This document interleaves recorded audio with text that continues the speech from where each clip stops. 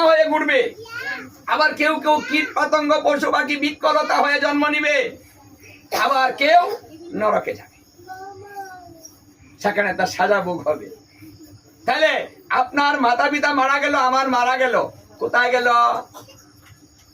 ব্যবস্থা তো অনেক, যেহেতু ব্যবস্থাটা অনেক, গেলটা কোথায়? কি করে জানলেন? কি করে বুঝলেন কোন জায়গায় গেল? কোন শ্রাদ্ধ করবেন ওটা জানবেন তো আগে, যে গেল কোথায়, তারপরে সেই শ্রাদ্ধ হবে। সেইভাবে আমার কাক বল দিতে হবে। শব্দটা কি বানিয়েছে? কাক বল, মানে কাকের উদ্দেশ্যে দেওয়া হয়, ওটাকে কাক বল বলা হয়। হ্যাঁ, আচ্ছা, সে আছে কোথায় জানেন না? প্রশ্ন করলে কেউ বলতে পারবেন? পারবেন না।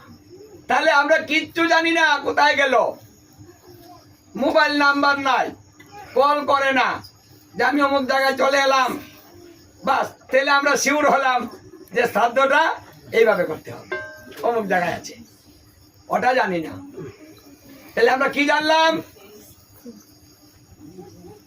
একটা জেনেছি, মরেছে, কাউয়া হয়েছে, পেট হয়েছে, এখন পেট আত্মার মুক্তি করতে হবে, পেট ও শ্রাদ্ধ ক্রিয়া করিতে হবে, একটা বিধান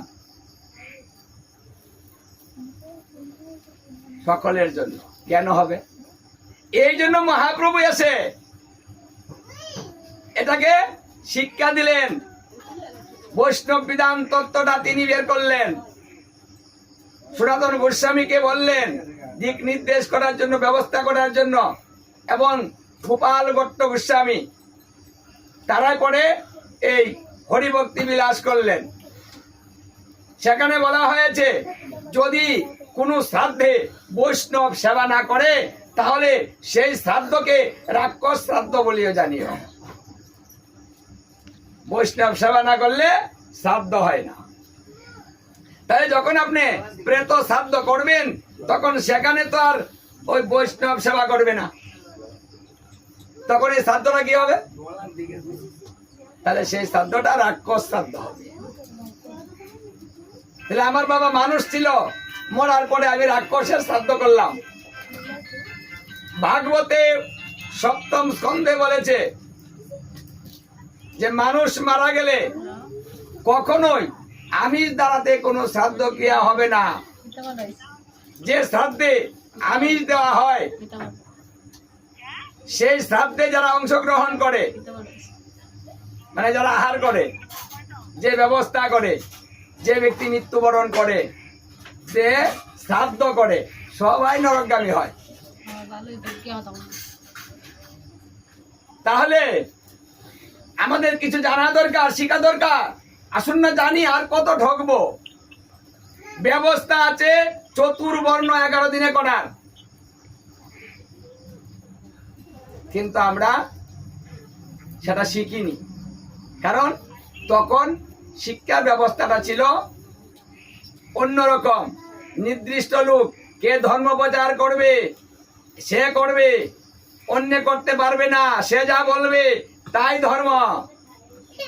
সমাজ ব্যবস্থাটা ছিল এমন, যারা সমাজপতি ছিল তারা যে ব্যবস্থা দিত সেই ব্যবস্থায় সমাজ চলতো, এর বাহিরে কিছু বলার অধিকার ছিল না।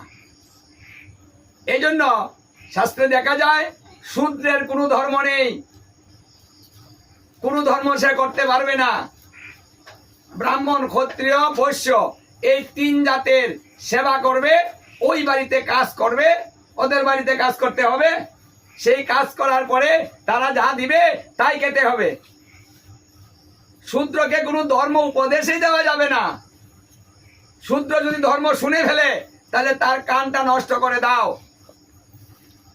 লোহার শিক গরম করে কর্ণে ঢুকিয়ে দিয়ে কর্ণ নষ্ট করে দিত, যদি শূদ্রে কখনো ভুলে লুকিয়ে শুনে ফেলেছে। তাহলে কেমন ব্যবস্থা ছিল সেদিন? কে যেত গো এর কথা বলার জন্য? যেত না কেউ, ভয়ে কথা বলতো না, যা বলতো তাই ধর্ম। এই জন্য আমাদের সমাজ এত কুসংস্কার।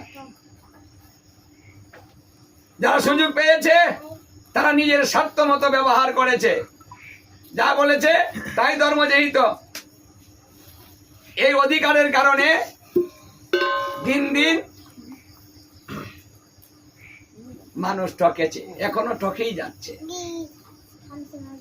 পরিবর্তন হচ্ছে, হচ্ছে না তা না, অনেক হচ্ছে, ধীরে ধীরে হচ্ছে, কারণ এই শিকড়টা অনেক নিচে চলে গিয়েছে। এটাকে বদ্ধ মূল বলা হয়। এটা অনেক দূর পর্যন্ত চলে গিয়েছে, সেখান থেকে টেনে তোলা যাচ্ছে না। একটু একটু একটু একটু করে উঠছে, ধীরে ধীরে উঠছে, পরিবর্তন হচ্ছে। সমাজে হচ্ছে না, দুই একজন তো হচ্ছে ব্যতিক্রম, তখনই হচ্ছে বিপত্তি। ভাবধারা 14 গোষ্ঠী করেছে, হ্যাঁ, আর নতুন নতুন ছেলেরা, দুদিনের ছেলে, দুদিনের বৈরাগী হইয়া নতুন নতুন শাস্ত্র বানিয়ে ফেলেছে। এই কথাটাই বলা হয়, আসলে তা নয়। কথাটা আগের, এই নতুন প্রকাশ হলো মাত্র, ব্যবস্থাটা আগের, এই নতুন কোনো ব্যবস্থা নেই, নতুন কোনো ধর্ম হয়নি। নতুন কোনো ধর্ম হলে হবেও না, মানবও না। আমাদের প্রামাণিক শাস্ত্র আছে, প্রামাণিক গ্রন্থে যা আছে তার ভিত্তিতে আমাদের সেই বিধিগুলা প্রণয়ন করা হয়েছে। যার যার মতো করে, যার যার স্বার্থ, যার যার সবকিছু বজায় রেখে যে যখন সুযোগ পেয়েছে তখনই সে ধর্মের মধ্যে এই কুসংস্কার গুলা ঢুকিয়ে নিজেকে বড় করতে চেয়েছে।